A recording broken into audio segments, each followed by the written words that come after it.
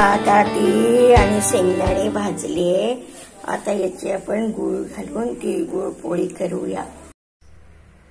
नमस्कार मंडळी, हेमाज पारंपरिक रेसिपीज मध्ये आपलं मनपूर्वक स्वागत आहे. आणि आपण ती मगाशी भाजलेले शेंगदाणे भाजलेले तुम्हाला दाखवलेच होते. हे मिक्सर मधून काढलेले आहे. शेंगदाणे अगदी आपण एक मोठा चमचाच घातलेले आहे, जास्ती घातलेले नाही आहे. आणि तीळ वाटी भर घेतलेले आहे, एका मीडियम साईजच्या वाटीने. आणि आता आपण हा गूळ जो आहे, हा वाटीभर गूळ, जेवढा तीळ होता त्याच वाटीने आपण हा गूळ घेतला आणि त्याचा पाण्यात पाक करून घ्यायचा आहे. आणि आता आपण ह्याच्यामध्ये थोडं जायफळ हे करून टाकत आहे, थोडंसं बिलकुल पाव चमचा. आणि याचा जरा याला विरघळून घ्यायच आहे. पाक म्हणण्यापेक्षा त्याला आपण विरघळूनच घ्यायच आहे. फक्त त्या पाण्यामध्ये त्याला थोडंसं पाणी टाकलं आणि त्याच्यात त्याला विरघळून घ्यायचं आहे.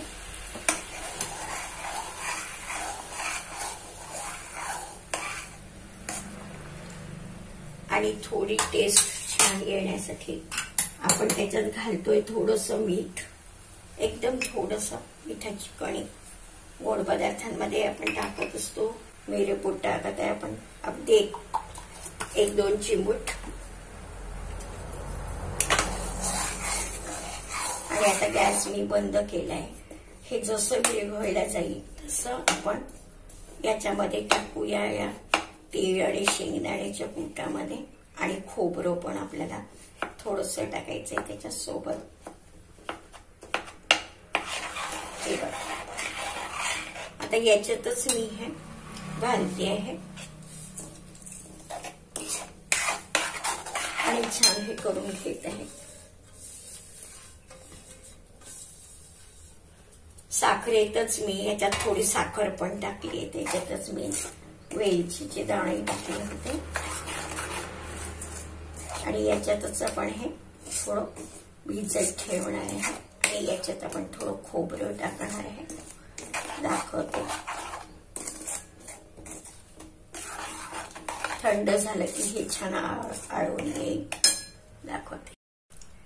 आणि आपण थोडं एक मोठा चमचा याच्यात किस घातलेला आहे खोबऱ्याचा.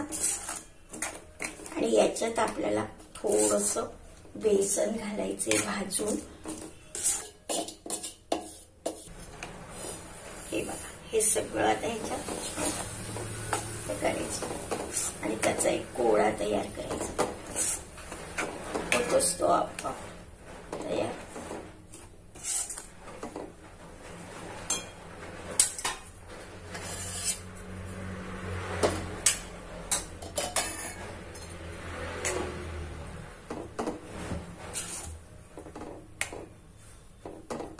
थंड झाला की आपण ह्याच्या पोळ्या करू. तोपर्यंत आपण थोडी कणिक भिजवूया. हे बघा, आता आपण चाळून घेऊया. हा मैदा आहे घालेला आहे. हे काढून घेते मी आणि मग ही कणिक भिजवूया आपण. त्यात एका छोट्या वाटीभर आपण साधी कणिक मिसळलेली आहे. आणि थोडं मिठीची कणी घातली आहे मी चवीपुरती. याच्यात थोडं लावायला ठेवू आणि 4-5 पोळ्या आपण करूया. मीठ घातलंय, अंदाजाने 1 चमचा आपण तेल घालत आहे. आणि हे सगळं मिसळून घेत आहे छान. याच्यात साधंच मोहन घातलेलं आहे आपण त्याच्यात चमचाभर तेल अजून थोडंसं घालूया.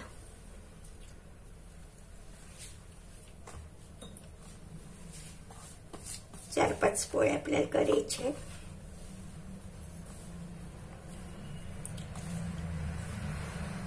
आणि साधं नॉर्मल टेम्परेचरचं पाणी टाकून आपण हे भिजवून घेत आहे. 1 वाटी मैदा आणि 1 वाटी कणिक छोट्या वाटीने असं आपण घेतलंय ते प्रमाण.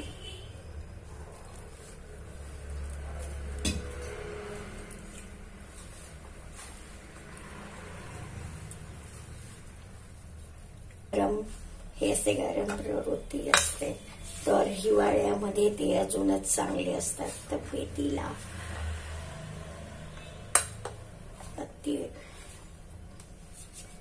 ठेवलं होतं. हे बघा,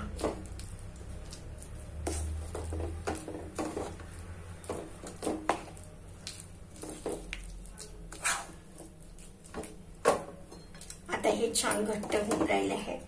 थोडा वेळ त्याला अजून घट्ट होऊ देऊया आपण आणि मग पोळ्या करूया. 5-1 मिनिटं थांबून पोळ्या करूया. एका प्लेट मध्येच काढते हे कणकेमध्ये.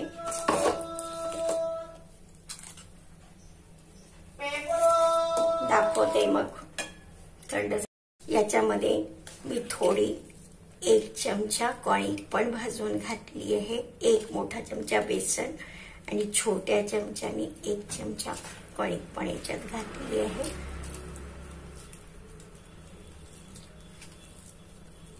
ते लवकर मिळून यावं म्हणून. आणि आता मी दाखवते पोळ्यात.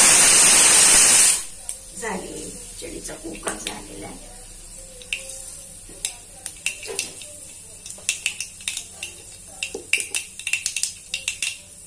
पोळी झालेली आहे. याच्यात टाकूया प्रथम आपण 2 मिरच्या आणि आता टाकूया थोडंसं जिरं आणि आता आपल्याला घालायचं आहे हे आलं आणि हे.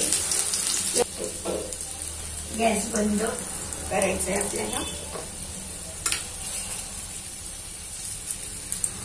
ही आपण याच्यात घालून देऊया. छान मस्त आणि चांगली टेस्ट येते. ही पण आधी छान आपण.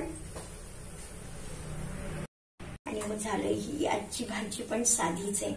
त्याला काही मसाले वगैरे वाटायचे नाही. कढी आता छान थोडी द्यायच्या आधीच ती बंद करायची असते. आणि दाखवते भाजी. कांदा आणि 1 लसूण आहे हिरवा. हाई टाकू आपण. फोडणी होऊन राहिली आहे आणि घालते हिंग थोडस. त्यासोबत घालते मिरच्या. त्यासोबत घालते थोडस आलं लसूण. आणि आता हे छान आपण त्याला सातळून घेऊया. थोडस लालसर झालं मग टाकूया टमाटा.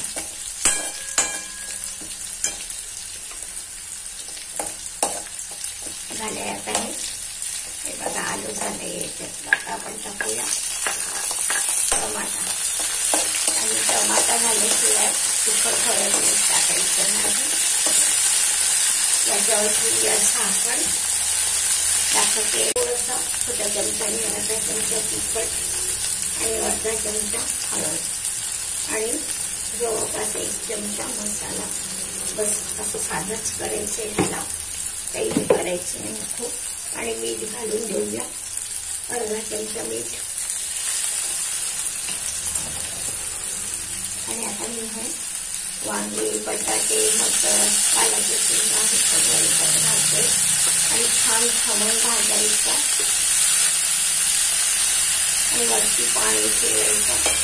साधी पण छान भाजी होते. बघा कसा रंग दिसतोय त्या भाजीचा. आणि आता मी 2 पोळ्या झाल्या की तुम्हाला ठेवायचे झाकण. त्या झाकणावर ठेवायचं पाणी. ते तुम्हाला पोळ्या करून नाही घ्यायचं. सऱ्याचा म्हणा लाकडी चमचा म्हणा आणि ते. आणि हे असं पूर्ण मोदकासारखं करंजीसारखं असं पॅक करायचंय आणि हलकंच लाटायचं आहे.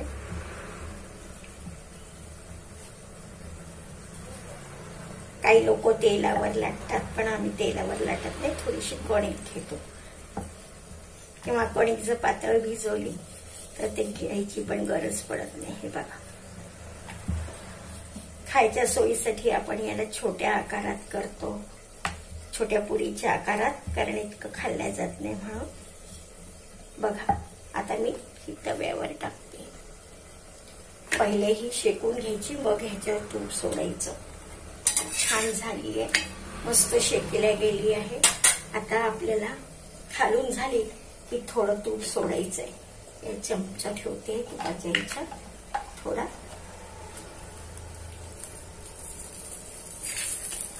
खाली पण टाकते. हे शेकलं गेलं का बघूया. मस्त शेकलं गेलंय बघा.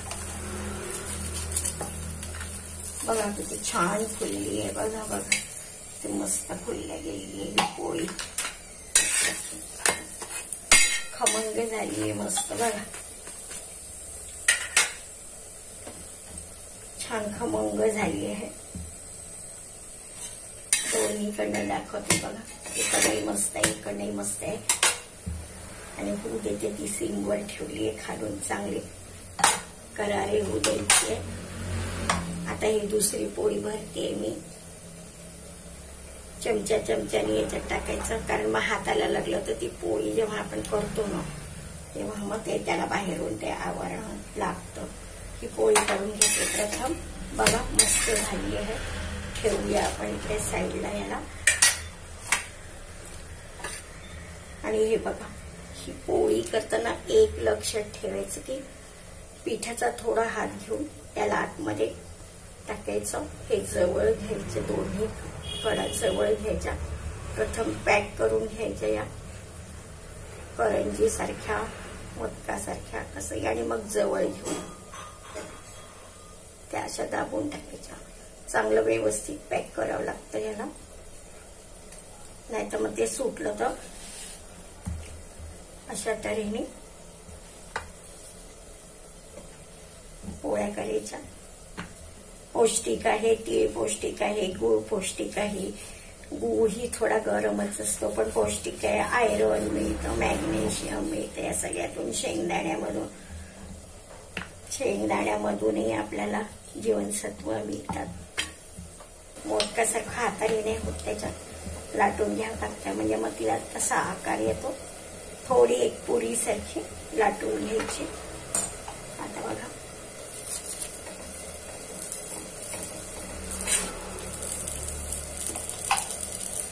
छान खमंग होतात. जास्ती तूप नाही लावते मी, अगदी अंगापुरतं तूप लावते आहे. आणि देसी घी आहे. हे बघा किती मस्त होऊन राहिलेली आहे. बघा किती मस्त होऊन राहिले. याप्रमाणे 4-5 पोळ्या करून घ्यायच्या जशा तुम्हाला लागत असतील.